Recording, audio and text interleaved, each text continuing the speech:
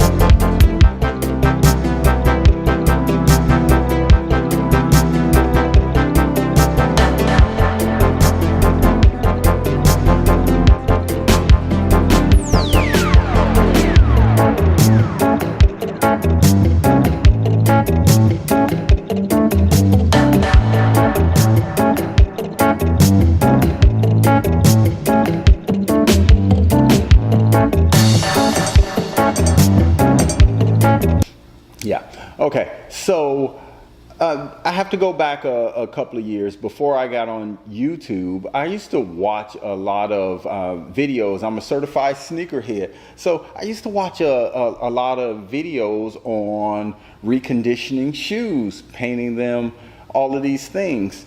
And it got to the point where I had about 60 pair of shoes in my little bitty apartment. Thing about this apartment is I loved it. I loved the price, I loved the location, and it gave me enough space at the time to do all the things that I needed to do. When I started getting all of these shoes, it started getting a little bit cramped into place, because I also paint often. So I already had a huge amount of canvases that I've worked on, or things that I plan on working on, but the space wasn't too bad. Okay, so I was dating a girl. It always happens like that, I guess. I was dating this girl, and she said to me, "Why don't you move into a bigger, better apartment?" I was like, "Well, you know, what's wrong with my apartment? It's fine." And she was like, "It's just not that nice. And I would love if you had a nice, big place. Therefore, if I wanted to walk around naked, I could." You say walk around naked? So next thing I know, I'm going through apartment listings. It just so happened that she found the perfect place, and I was down for it. I trusted her. I trusted her judgment, and I said, okay, You know, the Brett in me that doesn't want to spend a whole lot of money was hesitant, but I was still kind of open to the idea. So she shot me this place, and I went and looked at it, and it was great. It was huge, and there was enough room for me to kind of spread out some of my creative endeavors. Painting in this room, I rehabbed furniture, so it had a nice double basement, so I could go down there and I could sand and stain things, and I could house all of these shoes easily, in addition to just living space. Well, shortly after, I started shooting videos on YouTube, and the space was perfect because it allowed me the ability to move furniture around and really create some really good videos. Everything was going well. I went through a whole year of shooting videos in this place, and I loved it. And I'm moving upon this second year, and things started to change. Before I knew it, I had all of these things in my place. If you create videos, or you do photography or painting or anything of that nature, you know that it takes equipment, and before long you have a lot of equipment. So that's what I had, a lot of equipment. I had t-shirt presses, vinyl cutters, lights, cameras, backdrops. I had a coffee bar. Basically everything that's in this space that you see behind me was in my home. Now, while things are aligned where everything is in its proper place, everything's fine. But as soon as you have to start moving things, it gets a little tricky, and it will get cluttered. Regardless to how big the space is, it's still going to get cluttered. So before I knew it, I had all of these things, and it was driving me crazy. And not to mention the fact that the rent in this place was more than I was paying. So I'm already taking a bite in that direction. You have to excuse this background noise because this space is next to another building, and there are people upstairs and people on both sides of me. So it's just one of those things that I kind of realized that I have to try to deal with in post. You know, edit out in post, or just leave it as is. I'll probably leave it as is. But anyway, back to the story. So now my place is huge, and it's actually not feeling huge, it's feeling small because it's so cluttered. So then I had an opportunity to move into a new space. It was a rental space, and I was like, man, as soon as I saw this place, I looked around and I said, man, this place will make a perfect art studio. That way I can continue to explore my creative side. I can move my channel forward and show a lot more creativity than the talking head videos that are pretty much the majority of my YouTube channel now. So I was down for it. I saw the worth, I saw the value in the opportunity. So the only problem now is that I'm already paying all of this rent in this place, and now I'm going to have to add the rent to sublet this place out. So I said, you know what I need to do is declutter. I watch a lot of minimalist videos anyway, so the opportunity to declutter some of these things, I quickly took advantage of. I said, you know, I have to do this. So I moved into another apartment that was smaller so that I could use the additional money that I was paying for the big place. It fit perfectly in paying for this new space. It was amazing. So now I have a studio where I can shoot videos, where I can do photography, where I can press t-shirts and mix my oils and incense. I do a lot of these things that I haven't necessarily been able to put on video in my channel because it's just so cumbersome trying to merge home life and what I consider to be my work. So this space was perfect. It gave me an opportunity to declutter this new place that I moved into, as well as, I keep hitting this thing, to declutter and live a life with less at home and be able to come to this place every day to work.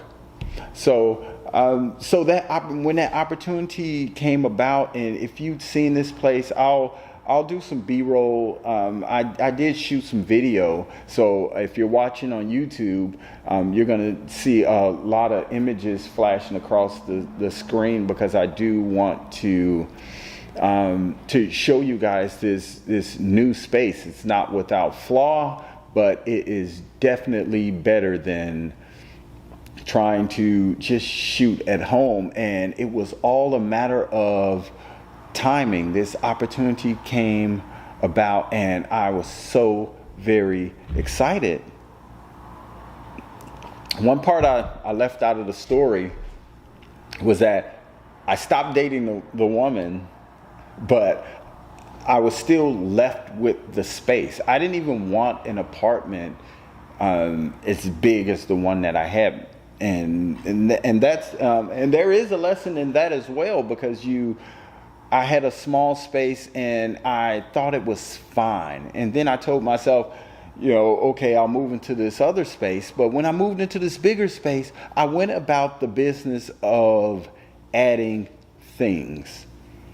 I would see a broken bookshelf on the side of the road and I would pick it up and drag it home so that I can work on it. I also watched thriftdiving.com, Serena Apia.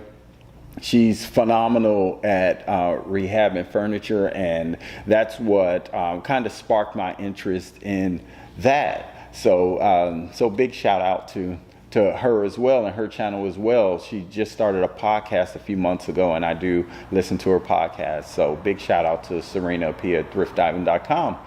So I wanted to kind of tell that story because it really, really makes me think about how opportunities come about, how these things. This place was a mess. I'll tell you right now, this place, it had 2 inches of dirt on the floor. The walls had holes in them. And just junk everywhere. I had to get a huge dumpster and bag it up into this place, and literally I filled a huge dumpster and paid to have all of these things taken away. But and I had to literally paint everything, including the floor. But while I'm doing this thing, while I'm trying to move forward, it's like I would have like my friends and different people come by and just say, "Hey, I got a new studio space," and they would come to this space and they would look around and they would be like, "It's nice, really nice." But it didn't deter me because I was looking a little bit deeper. I was looking past the dirt and past the holes in the wall and past the imperfections and I could see that this place could be more. The thing about the opportunities is that they're few and far in between. So when you do have an opportunity come before you, you hear that? This is the noise I have to deal with. You have to jump on that opportunity right then and there if you are able. Keep it in the front of your mind. Make it happen. I mean, I wouldn't be in this space today. I would still be in my huge cluttered apartment with all of my equipment there. And to give you an idea of how much stuff I had in this place, not to mention the things that I threw out a ton of stuff. This entire space that you see behind me, everything that you can see was in my apartment. That's how big this place was. But I was miserable because I was housing all of these things that just became huge distractions because I'm constantly moving things around. My son's kicking over lights, the dog's knocking things over and getting tangled in cords and things like that. So when these opportunities do appear, they're not going to appear clean. They're going to be this thing that needs attention. It's going to need polishing. It's going to need you to add your personal touch, your hard work, and putting your heart into it. And when you do those things, when you combine all of those things, you're going to love the result. So if you do find yourself in a situation where you want to do anything that requires you to take a leap of faith, don't hesitate. Don't get to the edge and hesitate and then take a few steps back and then run for it again. You have to buy into it. I had to buy into the whole idea of creating an art studio for it to work, and it is just amazing. I'm so thankful that I took that leap of faith when I did.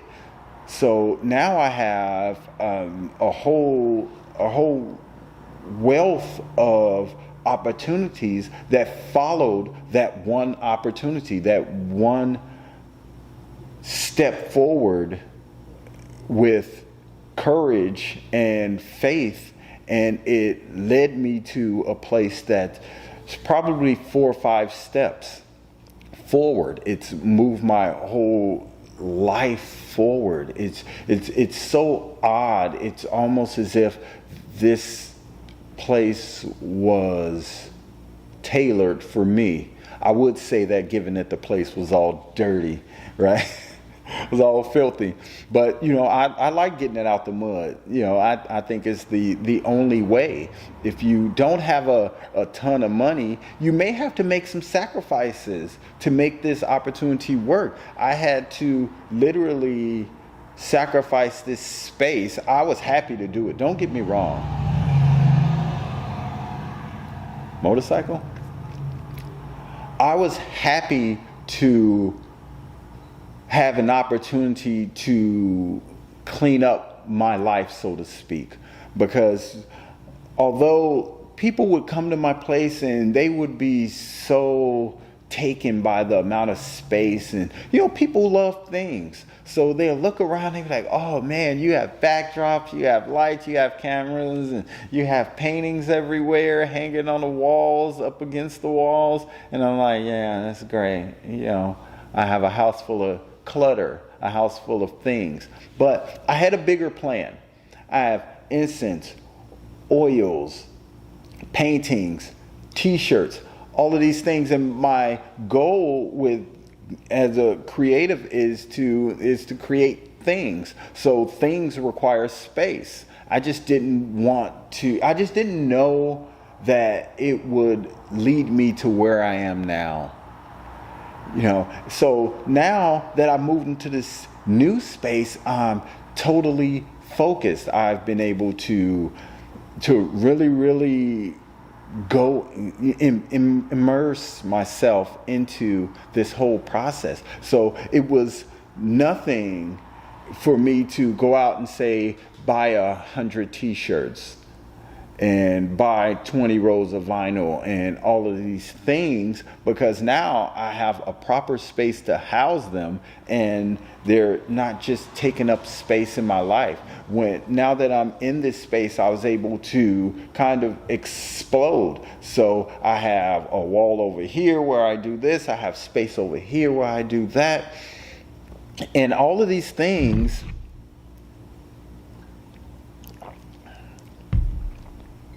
are part of a bigger process, which was me creating an art studio. I don't want to spend too much time talking about the art studio. I want to actually just show a bunch of pictures, and I was thinking about taking my camera and just going around, but I decided I'll just shoot some B-roll and let you guys check out some of the stuff that I have. So it's good. I mean, if you're watching on YouTube, I do appreciate you bearing with me, because I haven't, for the last 2 months, I've been cleaning up this place. I've been power washing. I've been doing all this work. So I haven't been able to do a lot of the videos that I'm used to on my channel, and that's a good thing. You know, this is something completely different, and I do feel a little bit like a fish out of water being in this place, because I'm so I've just gotten so conditioned to shooting my videos one way. I was very, very one-dimensional when I was shooting my videos. So now that I have a different background, I was a little bit self-conscious. You know, is it clean enough? Does it look nice? And I was like, man, you know what? Forget about all of that. Move forward. You can't move forward if you're constantly second-guessing yourselves. Just like, okay, so I didn't want to lose this point. So I have all of these things. Behind me, I have a bunch of artwork. I have t-shirts and things of that nature. And I would always get asked, you know, why aren't you selling this stuff? You know, you have all of this stuff. Why aren't you selling some of this art? You have all of these beautiful paintings, but you're not selling it. And one reason, and I had to really realize this about myself, is that I was kind of living in that world of comparison. I'm in Facebook groups and things like that, so I see a lot of artwork across my timeline on social media, and I'm always like, man, this person's work is great. And I would always compare their work to my work. Huge mistake. It took me to go to a vendor event. Like, I got talked to a vendor event by one of my friends. She was hosting the event, and she said, why don't you bring some of your things down there? And I was like, you know, sure, I'd love to, because that's what I feel that a creative person would say. But in the back of my mind, I'm like, oh man, these paintings, you know.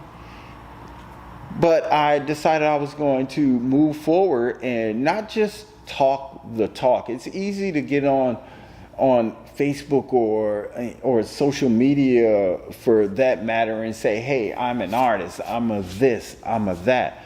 But it's a lot more difficult to really put yourself out there. So I go to this vendor event, and I had a table, and I had a little cord for electricity so I can hook up my laptop.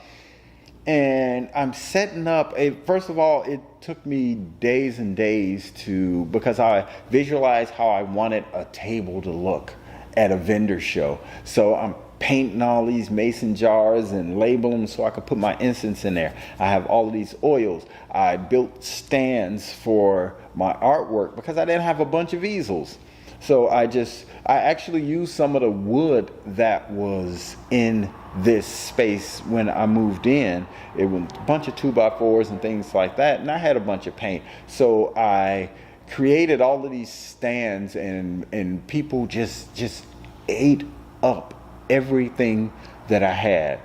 I sold some artwork, I sold a ton of incense, I sold oils. I'm talking to people about my channel, and all of these people are saying that they're going to subscribe. I'm handing out business cards. And I was like, man, this is the result of the opportunity, the result of the leap of faith that I took when getting this place. Because if I had been at home, I'm gonna have to get used to that sound. When I'm shooting when I'm at home, I have all of these things, but I wasn't moving forward. I was shooting videos, yes, but no one got to see. You just saw what was on the screen. You didn't see the huge mess, the easels and the paint everywhere, and just everything was just a chaotic mess. And it's very, very difficult to operate in that type of environment. I mean, if you're a creative person, you're going to have things. But when it reaches a point to where you're doing more shuffling of these things than actually utilizing these things, you have to reevaluate the importance, the value of these things in your life, because these things are part of your rent. You're paying to house a lot of these things. So when I did move, I threw out a ton of stuff, and I had all kinds of anxiety about it. I'll give you an example. There was this Kirby vacuum cleaner. I don't know how old this vacuum cleaner was. It was one of those really, really old ones that your grandmother, definitely my grandmother, would have. And it was one of those vacuum cleaners that I know that back in the day, salesmen would come to your door and try to sell you these huge vacuum cleaners with 30 attachments, and you can shampoo your carpet, you can clean out your car, you can do all of these things with this great Kirby vacuum cleaner. I looked online, and this vacuum cleaner was actually worth some money. It was worth a couple of $100, like $600. I'm like, I can't believe that this raggedy old thing is worth $600. I never listed it, I never cleaned it, and I never used it. So in essence, I was paying to house this thing that I didn't have any interest in selling or using. So regardless of the what it costs, if you're not using it, it's junk. So I didn't go through any special changes, because I was on a roll. I reached a point where I was going to get these things out of my house. I was going to get these things out of my life. And I took it to the dumpster, and I stood there at that dumpster, and I'm like, $500 vacuum cleaner. Threw it in the dumpster, wiped my hands of it, and the first time I thought about this vacuum cleaner was just now in the process of shooting this video or streaming this podcast. I'm working on my first episode for a podcast, so that's why I have two mics here, one for my camera, and I have a second microphone hooked up to an audio interface, and so I'm recording the audio twice. I don't know how this particular Shure 27, I don't know how this microphone is going to pick up the audio. I had to turn the audio down, the recording volume down really low, because I'm trying not to pick up the drains and the guys laughing next door, or the vehicles that just seem to be so loud, because I need it to be really quiet when I'm shooting a video. So I don't know how that's going to work out, but I'm not totally concerned. I am just taking advantage of the opportunity and using it to move forward. So this vendor event I made a couple of $100 in a couple of hours.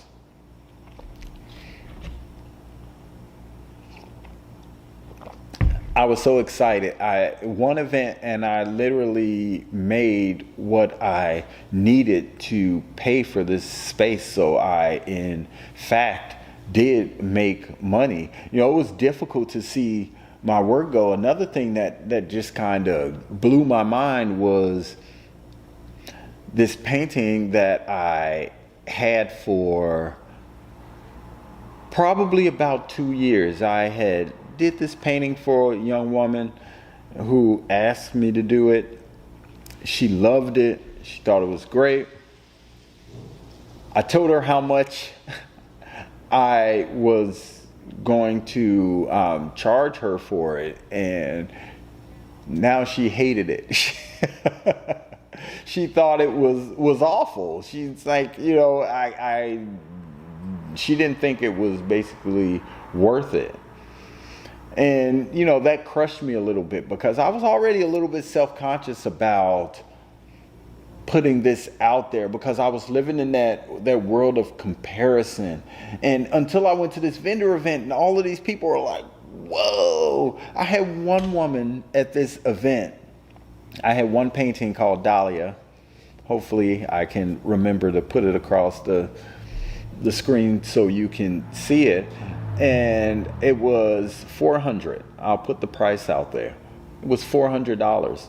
And she called me over. She was actually sitting down, and I think she had like a little walker. So this woman called me over there, and I went over there and I explained the painting to her, and she loved it. And she said, I'm gonna call my son and try to get the money from him to pay for it. And I was like, whoa. You know, she didn't end up getting it. She thought it was a little bit pricey. But the other painting that I did for the woman 2 years ago, I kept the painting because she couldn't afford it. I wasn't going to lowball myself on this huge, wonderful painting. And when I kind of looked at that painting for a long time, and I was just like, did I overprice it? You know, I know what I think it's worth, and I think that that's how you should market yourself or price yourself at what you're worth, not lowball yourself to meet someone else's budget or expectation. So when that piece sold, that was just such a confirmation for me, and it kind of broke that negative mind space that I was in about my work, about it being good enough, about it being priced correctly. Because, you know, you can go on social media and you can watch master classes on how to price your art. You know, no, I don't need anyone to tell me what I think my art is worth. And I don't think that those types of videos, they may help some people. I guess it would depend on your goal. If your goal is to just ship pieces out and make money, you know, wholesale, if you just want to be wholesale on the streets with your art, I can't be mad at you. But I spend a lot of time working on it, and all of this work is like a piece of me, and I just couldn't see myself saying, okay, take it for $25 just because you like it. No, I'm not going to do that. No, I paid more for the canvas than that. The paint costs more than that. So that was a little bit of confirmation. And so what I want to say to you, if you are, you know, a creative person and you are in e-commerce or you're selling anything, let's say you created t-shirts like this one. I made this. Hope you guys can see it. It says Aiken Love. You know, look it up, the Aiken symbol. It's the Egyptian symbol for life.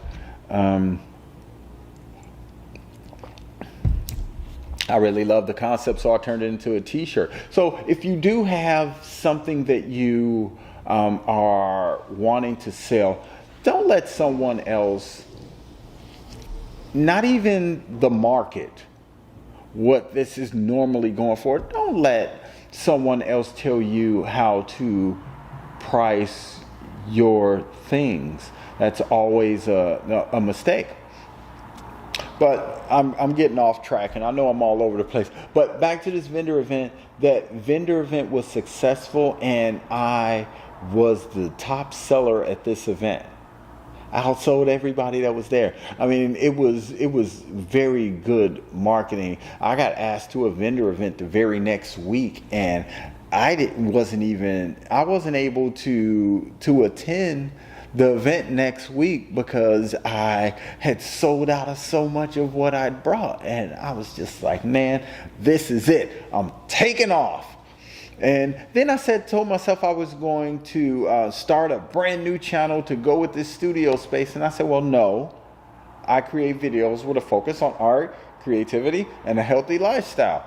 I just got kind of pigeonholed into the whole top 5 this, top 10 that. And I wasn't fully embracing the other concepts that I built my channel around. So now I want to do more videos pertaining to art. And like, for instance, a lot of people on social media are into e-commerce. I look at a lot of people who are doing things like creating t-shirts, and they need to know how to photograph these t-shirts. I watched a lot of videos and I said, oh, that's how you do it? That's how you do it? I don't do it that way. I have my own little setup. So things like that are what I kind of want to bring forth on this platform, and hopefully gain subscribers. I mean, I'm happy with my subscribers. As of today, I am at 500 subscribers, and I'm very proud of those 500 subscribers. You know, I don't have all these thousands and thousands of people watching my videos, but you know, if 1,000 people are not watching my videos, that doesn't diminish the worth of the video.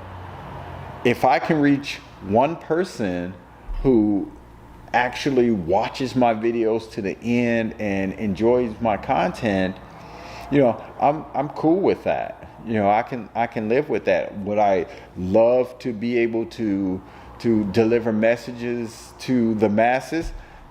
Absolutely. So I'm not going to turn you down.